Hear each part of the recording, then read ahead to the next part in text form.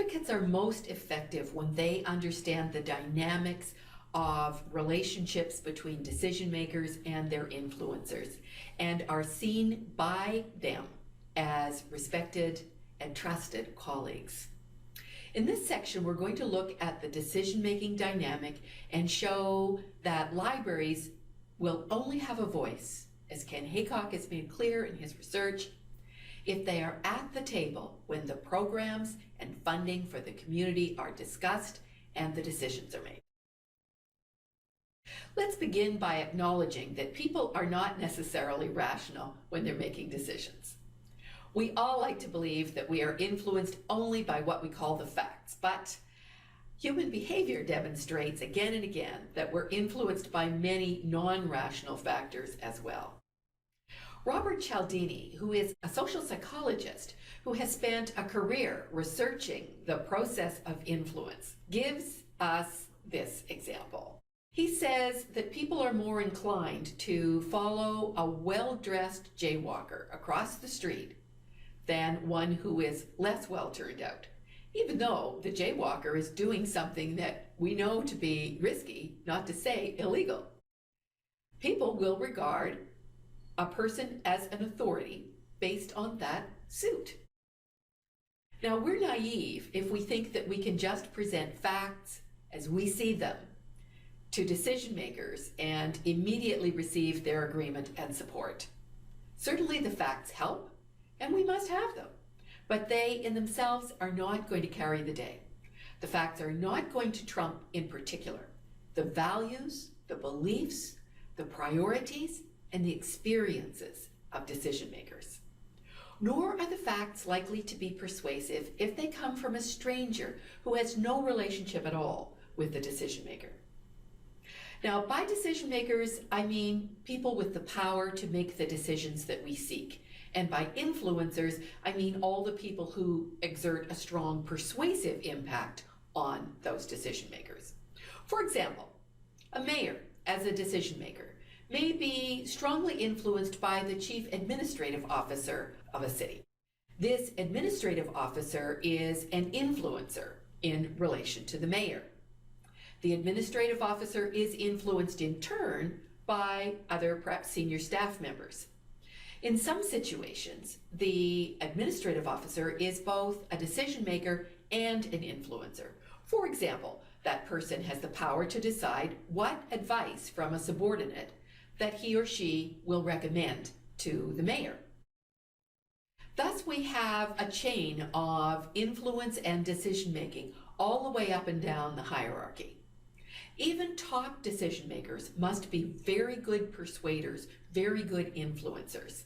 It was said that Lyndon Johnson, who was, as President of the United States, one of the most powerful politicians of the 20th century, used to complain that as President of the United States, he didn't seem to have any power at all, but had to keep, in effect, getting permission from people who had gone to Harvard. So even Lyndon Johnson was both a decision maker and an influencer, and he had to influence a lot of other people in order to engage support for his decisions. And of course, the culture of an organization and the informal relationships within an organization can be just as powerful a driver of influence as any position in a formal hierarchy. I'm going to insert here just a quick reference to stakeholders, a word that we also hear a lot in connection with advocacy. Now, stakeholders are all the people who have some kind of interest in an issue or an outcome, but they are not necessarily decision makers in it. For example, children are stakeholders in issues related to school libraries, but they do not make decisions about the funding or the staffing of school libraries. And they don't influence those decisions either, at least not directly.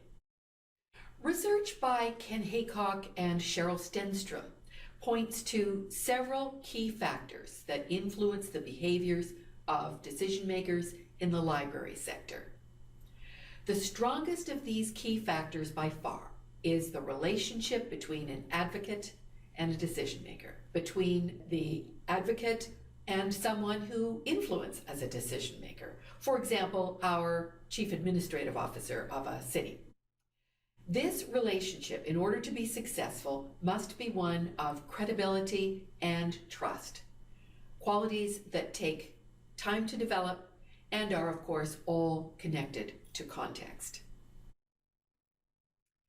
To cultivate these relationships with the decision makers and influencers, advocates have to be at the table, so to speak.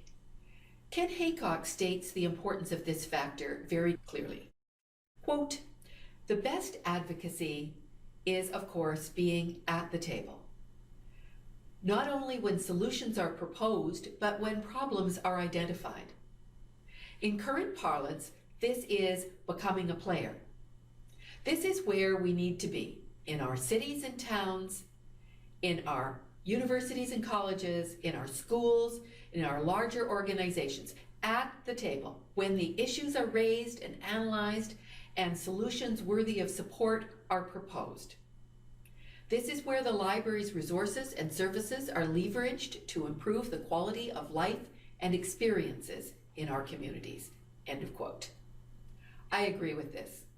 At the table is where the knowledge and facilitation skills of librarians and their strong identification with their communities are going to be highly evident and helpful. Despite our efforts, people just don't know what it is that we can do.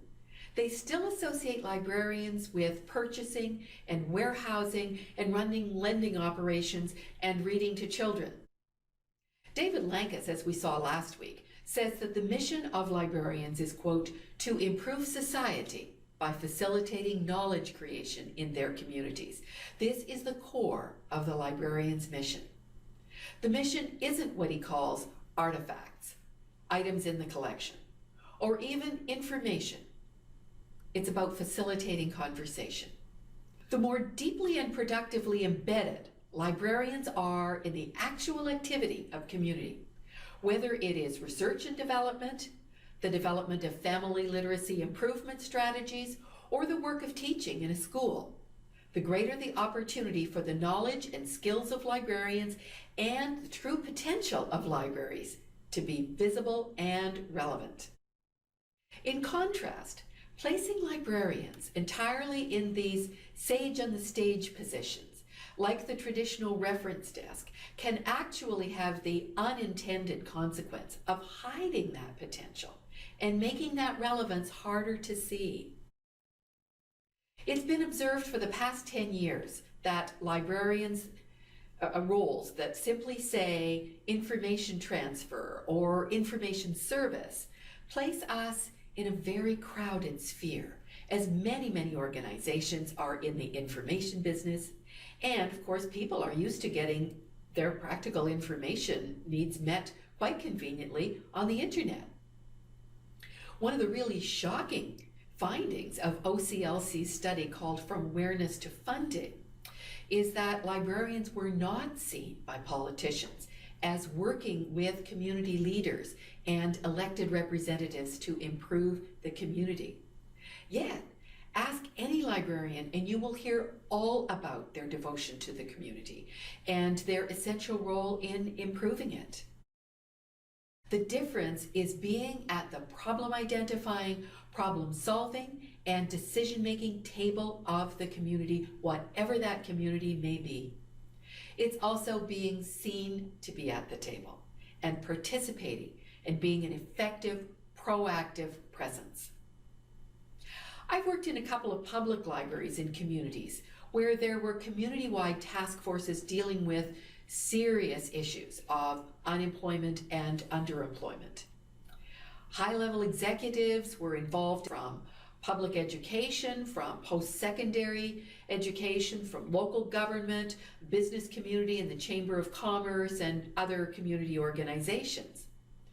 And if the library had not been heavily involved in these task forces, contributing to strategy creation and solution development, and not just taking notes and not just supplying reference type information, most of the community leaders would not have understood just how much the library contributes and can contribute to employability skills development and job search and all of those related things.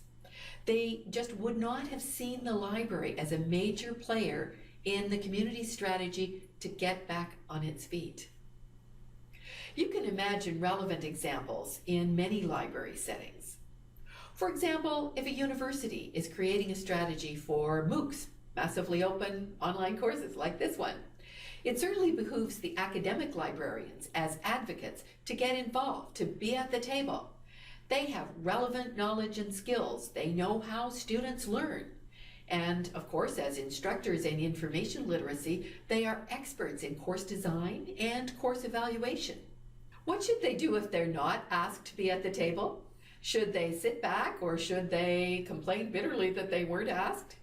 Indeed, if you don't take the initiative, your cause can actually be a great deal more vulnerable as you're out of the problem identifying and decision making circle, and you are just that much farther from any opportunity to influence how it's going to go.